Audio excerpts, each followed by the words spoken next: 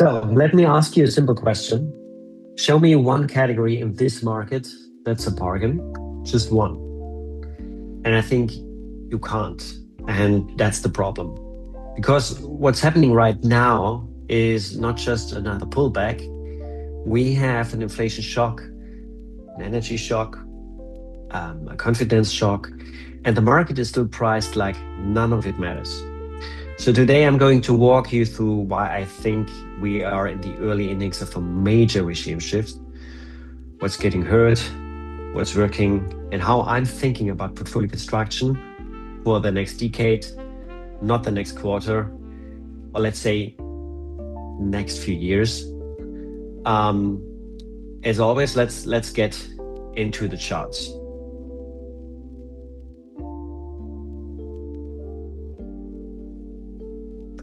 So here's where we are. Let me lay out the facts. So number one is energy. So oil is past $100. It's up 11% today. At 109 during Central European time around noon.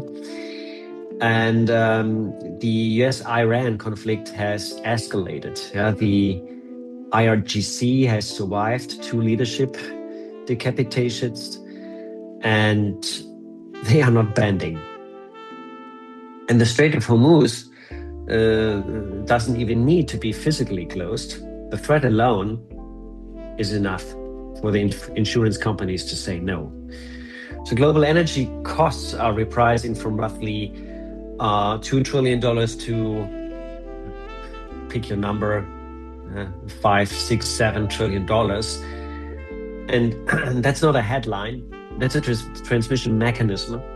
So energy feeds into everything: transportation, manufacturing, food, housing.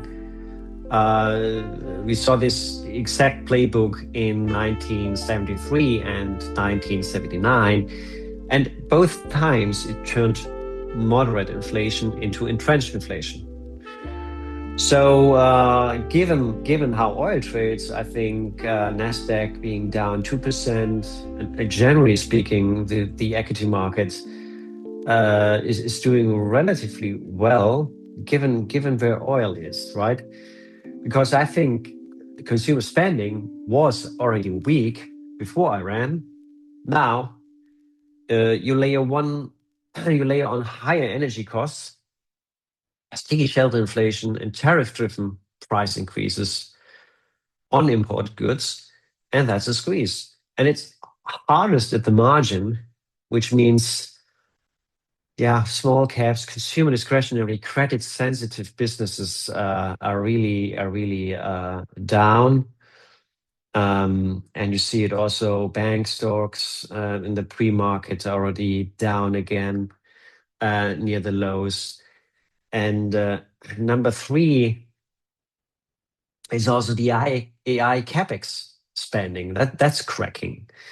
So Bloomberg is reporting data center projects getting cancelled due to tariff and component constraints, and the market doesn't believe Oracle's remaining performance obligations are creditworthy, so spreads are blowing out there.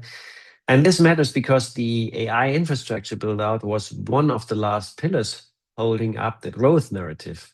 So if that CapEx cycle stalls, the earnings story for a big chunk of the market gets a lot harder. And you also see that in the Max 7. That's a downtrend. We've broken through resistance here. And now we broke through resistance there.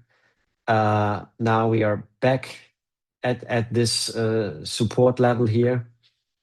And that doesn't look good. And definitely valuations, if you look at forward PEs in stocks generally, they're still elevated. And here's the kicker: analysts have not yet reduced forward earnings estimates. So that forward multiple you're looking at, I think it's not credible.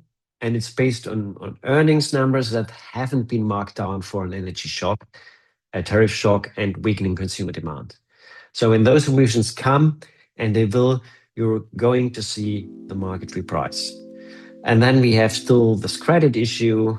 Early deterioration signals are showing up, and that's your canary.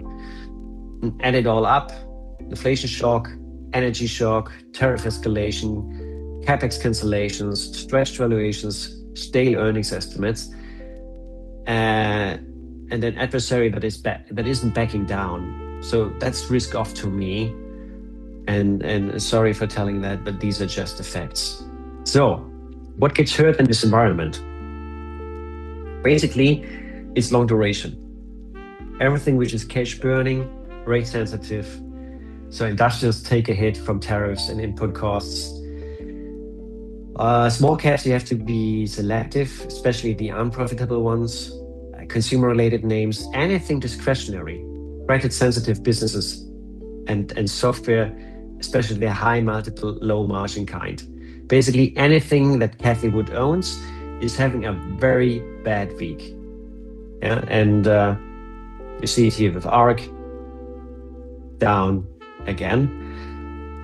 I have to say that given how the market is trading, that of course Bitcoin is down, but it trades relatively well. But I think, unfortunately, that's also a bear flag. And if really the macro environment gets worse, I don't think Bitcoin can stay here.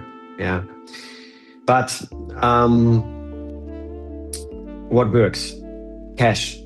In a risk-off environment, optionality has value. So T-bills are paying you to wait. Basically, energy, obviously, if you're long oil, natural gas, midstream infrastructure, you're on the right side of this.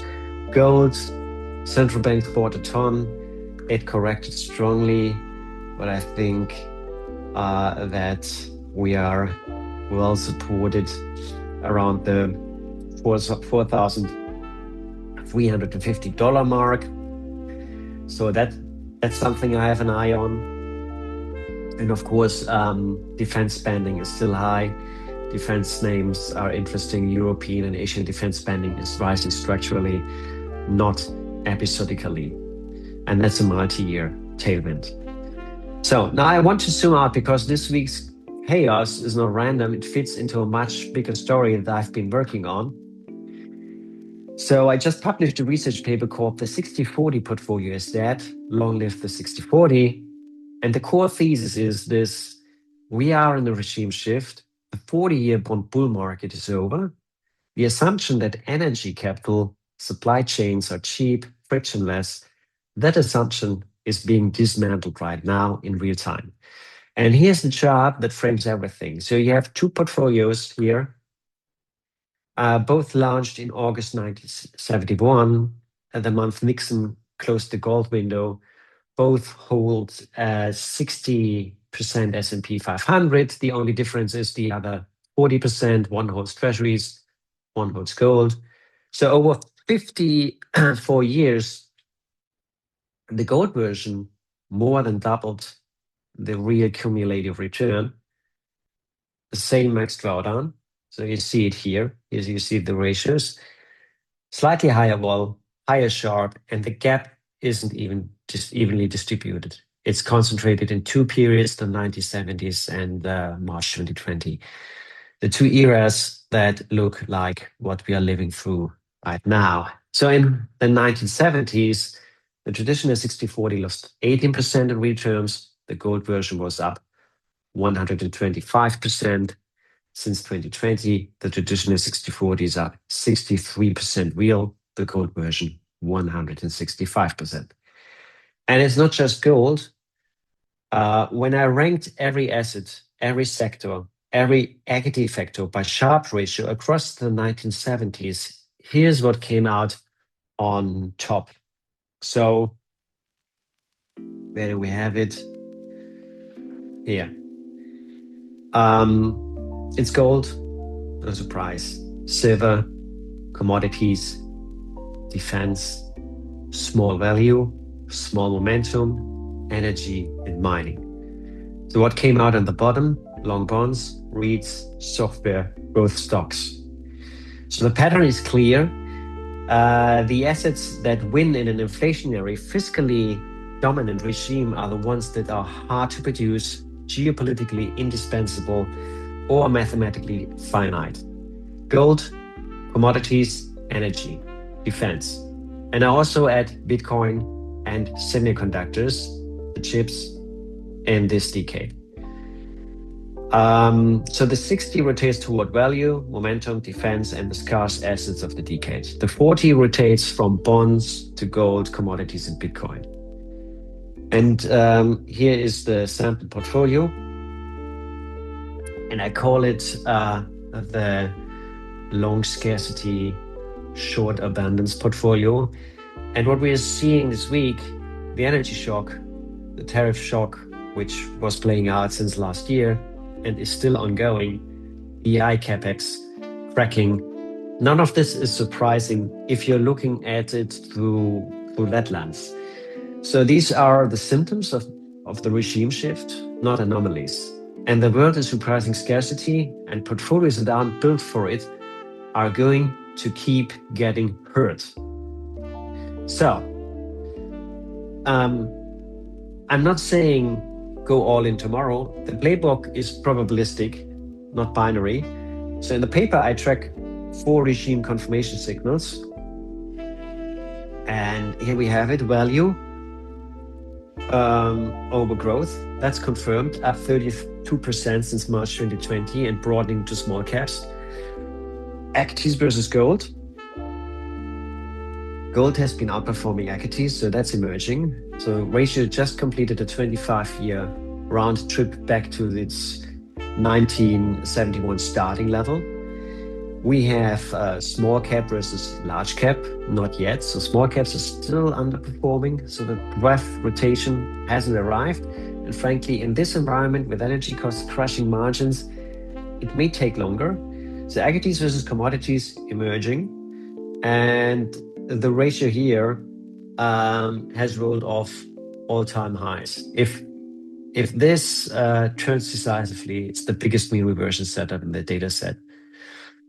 So we are in the early innings, far enough along to justify meaningful allocation changes, not so far along that you've missed it. So that's it. Risk off in the short term. Energy, gold, cash, defense. Also, I add Bitcoin here. Those are your friends right now. But the bigger message is structural. So the portfolio that worked for the last 30 years is not the portfolio that works for the next few years. Start building for scarcity. Start building for a world where energy, chips, hard assets carry a premium, because that world isn't coming, it's here. So that's all for the week. If you want the full research paper, it's hopefully coming out in the next 2 weeks. It's already on LinkedIn. I hope the link is in the description, and hit subscribe, hit the bell, and I see you very likely in the next 2 weeks. Happy Easter.